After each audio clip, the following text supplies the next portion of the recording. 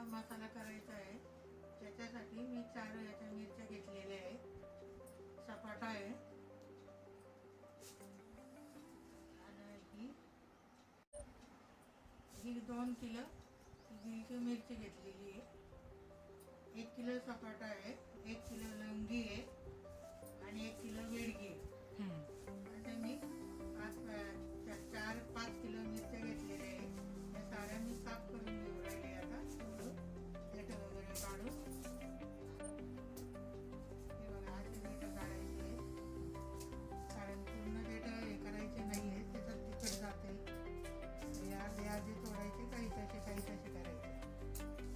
पूर्ण वाळलेली नाही आहे अजून, पण तरी पण मी देठ काढून घेते पहिले.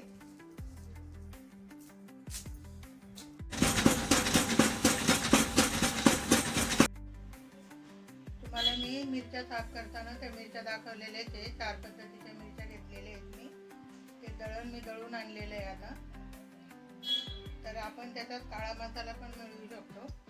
मी दाखवणारच आहे तुम्हाला 2-3 दिवसामध्ये.